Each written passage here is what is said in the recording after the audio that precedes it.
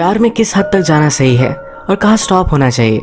एक लड़की अपने से बड़े उम्र के आदमी से प्यार करती है।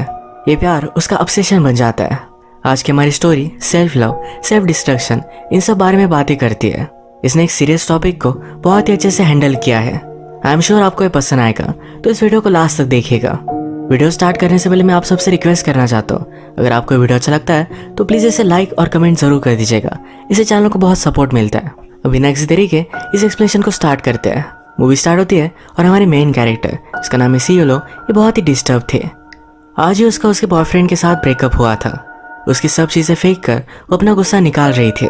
ये सब चल रहा था, तभी उसे ऑनलाइन किसी का मैसेज आया। एक स्ट्रेंजर था। वहाँ से कहता है, मैंने सुना कि तुम बहुत ही ब्यूटीफुल हो। सीयोलो कहती कि ऐसा कुछ भी नहीं है, मैं हार्ट ब्रोकन हूँ। वहाँ से वो स्ट्रेंजर कहता है, हार्ट ब्रोकन और ब्यूटीफुल। सीयोलो कहती कि हाँ। स्ट्रेंजर ने कहा, तो कंफर्म हो गया कि तुम ब्यूटीफुल हो। इस पर सीयोलो स्माइल करती है और इसी तरीके से हमारा स्ट्रेंजर और सीयोलो इन दोनों के बीच में बात। सीयोलो उसके बारे में हमें बताती है। कहती है मैं नॉर्मल नहीं हूँ। उसके स्कूल में ज़्यादा फ्रेंड्स नहीं है। वो हमेशा से बहुत सेल्फ सफिशिएंट थी। जब वो 18 साल की हुई तो अकेली सिटी में मूव हो गई थी। वही उसने अपने आप को बर्बाद किया था। पर सीयोलो ने हमसे कहा, इसके बारे में हम आगे बात करेंगे। सीयोलो उसके पेरेंट्स की फर्स्ट बेटी थी।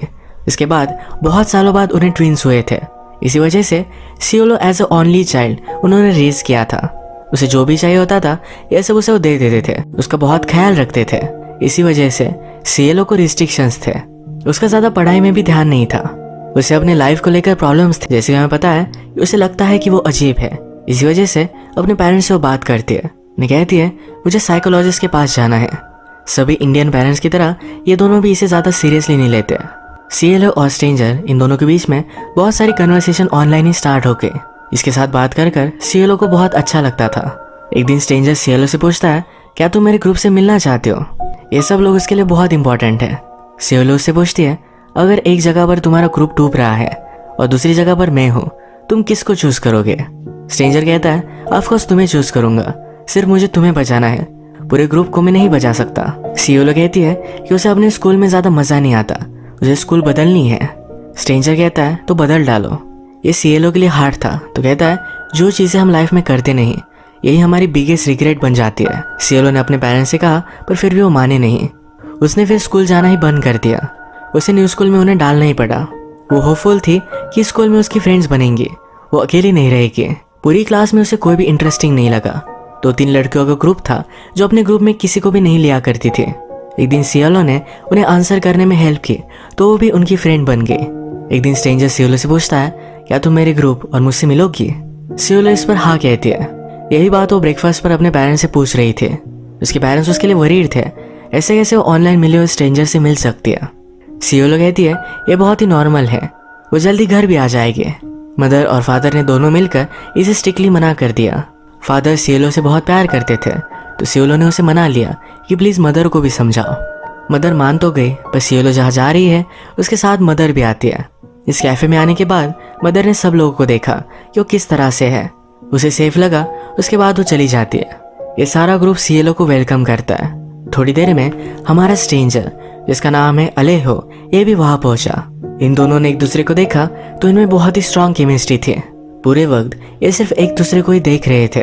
थोड़े टाइम में सीयोलो के जाने का टाइम हो गया। अलेहो उसके पास आया, उसके नेक पर किस करता है। इस किस का नाम उसने स्वीट किस रखा हुआ है। उनके कन्वर्सेशन में भी बहुत बार उसने यूज किया था। यहाँ पर सीयोलो की मदर उसे पिकअप करने के लिए फिर से वापस आ गई, तो उसे उसके साथ जाना पड़ता है। सीयोलो हमसे कहती है, वो मुझसे 10 साल बड़ा था, पर बिना किसी रीजन के मैं उसके प्यार में बहुत ही हार्ड पड़ी। सीयोलो बिलीव नहीं कर पाती। अलेहो इतना हैंडसम है, पर फिर भी उसकी कोई भी गर्लफ्रेंड नहीं। उसे लिखती है कि दिन रात वो उसके बारे में सोचती रहती है। वो उससे फिर से मिलना चाहती थी। इन्होंने मिलने के लिए एक जगह डिसाइड की। उसने पेरेंट्स से कहा कि मैं मेरी फ्रेंड्स के साथ जा रही हूँ, रात भर वो वहीं रुकेगी। फिर वो अलेहो से मिले। वो उससे पूछता है कि कहाँ जाना है। वो कहती है, तुम्हें जहाँ ठीक लगे वही लेकर चलो। ये गाड़ी में बात करते हैं। अलेहो पूछता है, क्या कुछ अर्जेंट था? क्या तुम मुझे कुछ बताना चाहती थी? सीयोलो कहती है, मैं सिर्फ तुमसे मिलना चाहती थी। इसके बाद अलेहो सीयोलो को उसके फ्रेंड के घर पर लेकर आया। उससे पूछता है, क्या तुम मेरी गर्लफ्रेंड बनोगी? सीयोलो हाँ कहती है। उसने फिर पूछा, क्या तुम मेरी वुमन बनोगी?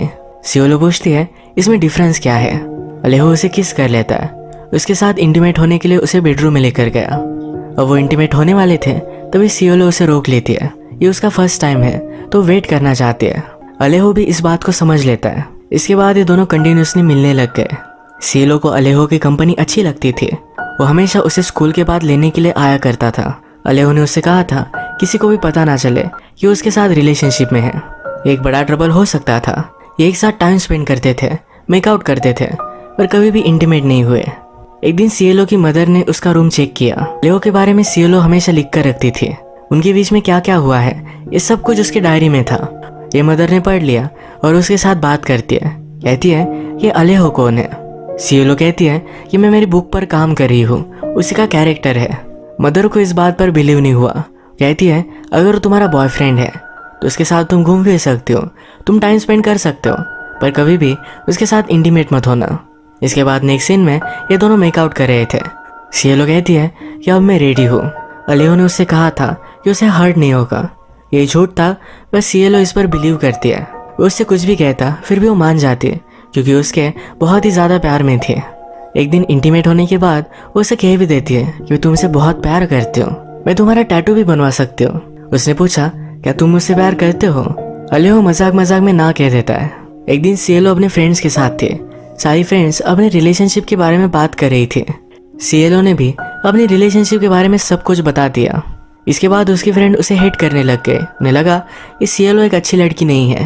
वो बहुत ही अकेली पड़ चुकी थी तो अलेहो से बात करना चाहती थी, पर अलेहो कहता है मुझे हर रोज़ बात करने के लिए टाइम नहीं होता, मेरी जॉब है तो मुझे कॉन्सेंट्रेट करना पड़ता है। हम अलग अलग सिटी में रहते हैं तो रोज़ मिल भी नहीं सकते। अलेहो ने 2 दिन तक उससे बात नहीं की तो सियोलो ने उसे बहुत सारे वॉइस मैसेजेस भेजे हुए थे। उसे उस पर गुस्सा हो गया। कहता है ये सब नहीं चलेगा, तुम्हें अकेला रहना सीखना पड़ेगा। अगर किसी काम से मुझे कहीं जाना पड़ा तो तुम क्या करोगी। सियोलो कहती है मैं तुम्हारे साथ चलूंगी। ये सब अलेहो को सही नहीं लगता। इन बातों से सियोलो बहुत ही हार्ट ब्रोकन थी। इनमें प्रॉब्लम्स तो थी पर फिर भी इनकी रिलेशनशिप कंटिन्यू हुई। एक दिन सियोलो अलेहो से पूछती है अगर मैं प्रेग्नेंट हो गई तो तुम क्या करोगे। अलेहो कहता है तुम प्रेग्नेंट नहीं होगी और हुई भी तो फिर भी वो कुछ भी नहीं करेगा। सियोलो की एक्सपेक्टेशन थी कि अलेहो उसे एक्सेप्ट करेगा, उसे शादी करेगा। वो गुस्सा होकर उसे कहती है कि मैं तुमसे जिस तरीके से प्यार करती हूँ तुम्हें भी उसी तरीके से मुझसे प्यार करना चाहिए। इन सब चीज़ों को अलेहो पूरी तरीके से इग्नोर कर देता है। एक दिन गुस्से में सियोलो ने उसे मैसेज किया जिसमें लिखा था कि मैं तुमसे नहीं मिल सकती, तुम तुम्हारी तरफ से कोई भी कमिटमेंट नहीं दिखाते जो सही नहीं है। इसके बाद अलेहो ने उससे कोई भी मैसेज नहीं किया, कोई कॉल नहीं किया। सियो को लगा कि उसने बहुत बड़ी गलती कर दी। वो अलेहो को कॉल करती है, उसे सॉरी कहती है, पर अलेहो मानता नहीं। कहता है तुमने ही मुझसे ब्रेकअप किया है।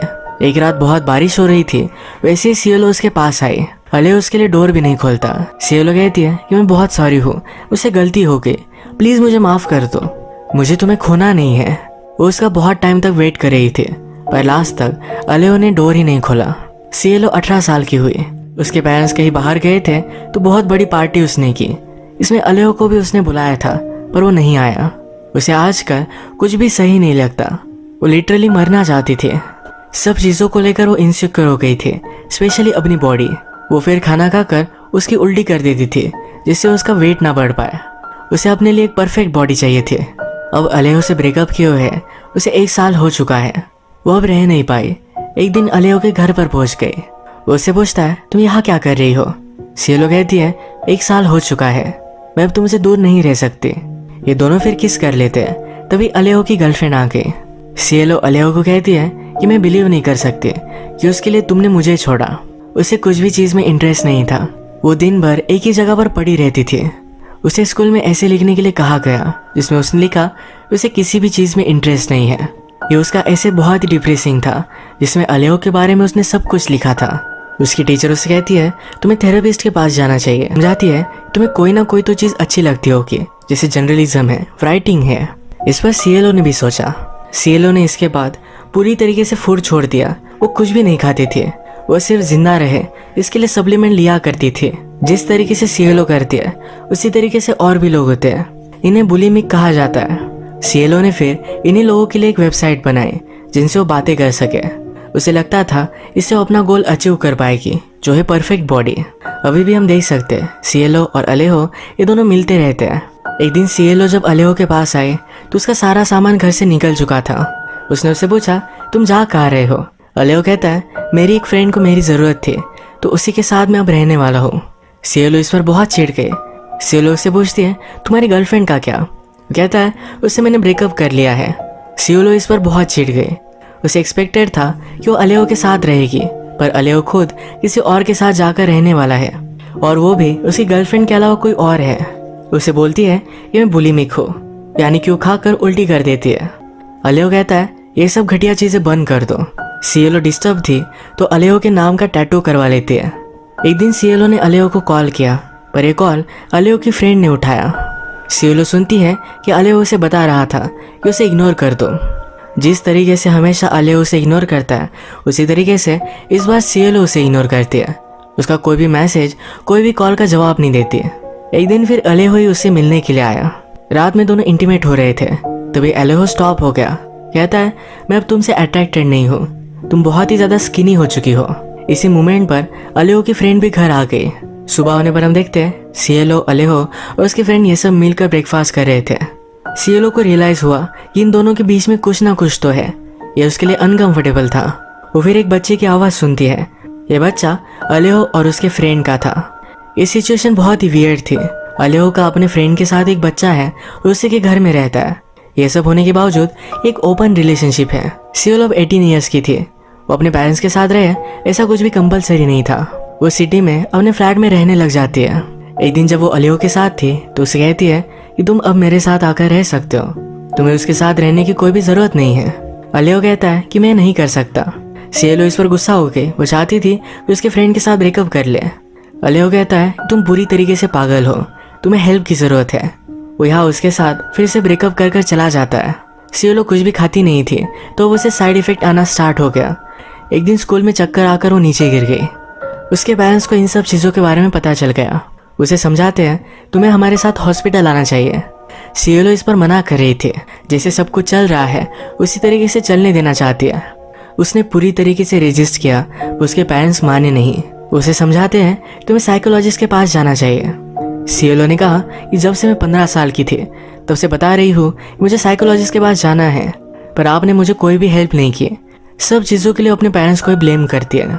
उसके पेरेंट्स उसे रिस्ट्रिक्ट करते हैं, कहते हैं तुम अकेली रह सकते हो, पर हर रोज़ तुम्हें हमारे साथ हॉस्पिटल आना पड़ेगा, अपने आप का सही से ख्याल रखना पड़ेगा। उसे लगा कि उसका पूरा फ्रीडम चला जा चुका है। वह इसे नॉर्मल खाना खाने का ट्राई करती है पर खा नहीं पाती। उसे पेट में बहुत दर्द हो रहा था। ये सब देखकर उसके पेरेंट्स को बहुत बुरा लगा। नॉर्मल की लाइफस्टाइल से सियोलो फिर से तंग आ चुकी थी। वो डायरेक्टली घर से ही भाग गए, अपने एक फ्रेंड के साथ रहने लग गए। वो ड्रंक होती थी, कुछ भी खाती नहीं थी। इसी तरीके से अपना लाइफस्टाइल उसने कंटिन्यू किया। वो फिर से अलेहो को मिलने के लिए गई। अलेहो कहता है, तुम्हारे पेरेंट्स अभी अभी तुम्हें यहाँ ढूंढते हुए आए थे, यहाँ से तुम चली जाओ।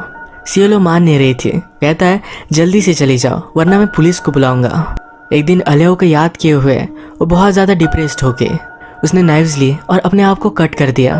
वो लेटर लिख कर जाती है कि मेरे डेथ के बाद ज़्यादा गम में मत रहना, मैं जिंदा थी पर फिर भी मर चुकी थी। इसके बाद मूवी में बहुत सारा टाइम गुजर चुका है। सियोलो सुसाइड अटेम्प्ट से बच चुकी है। वो हमसे कहती है कि मैंने ट्राई किया जिंदा रहने का रीज़न ढूंढने का, उसे बहुत सारे रीज़न मिल गए। उसने अपने बारे में एक चीज़ नोटिस की, उसके रिलेशनशिप, उसका खुद का पेन, सिर्फ यही चीज़ें उसे डिफाइन नहीं कर सकती। वो एज अ पर्सन और भी बहुत सारी चीज़ें हैं। पेन हमेशा से रिलेटिव है। उसका दर्द कोई भी पर्सनली समझ नहीं सकता, पर हर कोई इसे रिलेट कर सकता है, क्योंकि कभी ना कभी हम सब हमारी लाइफ में पागलों की तरह प्यार में थे। सियोलो ने अपने डिप्रेशन से ऊपर उठने की स्टोरी, अपने लाइफ के स्ट्रगल, इन सब की एक बुक लिखी। उसे हमेशा से ही राइटिंग में इंटरेस्ट था। यह हमारी स्टोरी एक रियल लाइफ स्टोरी है। इसके बाद वो एक बड़ी ऑथर बनी। वो अब उसके 3rd बुक पर काम कर रही है। वो सक्सेसफुल हुई और उसे अब 2 डॉटर्स है। वो अपनी लाइफ में हैप्पी है। अलेहो के साथ उसकी रिलेशनशिप टॉक्सिक थी, उसके लिए गलत था, पर जैसे सियोलो कहती है कि हम सब लोग कभी ना कभी पागलों की तरह प्यार में रहे हैं। यह उसका वही एक्सपीरियंस मूवी शेयर करती है। हमें होप देकर जाती है कि हमारी लाइफ में हमारे रिलेशनशिप के अलावा, हमारे पेन के अलावा और भी चीज़ें हैं जो हमें डिफाइन करती है। इस मैसेज के साथ आज का वीडियो हम ख़त्म करते हैं। अगर आपको वीडियो अच्छा लगा तो प्लीज़ इस वीडियो को लाइक कर दीजिएगा। मैं बहुत सारी मूवीज़ लेकर आते रहता हूँ, तो प्लीज़ इस चैनल को सब्सक्राइब कर दीजिए और बेल नोटिफिकेशन आइकन दबाना मत भूलिएगा। हम फिर से मिलेंगे और एक नई मूवी के साथ। तब तक के लिए थैंक यू। आप अपने आप का ख्याल रखिए। Don't be like CLO।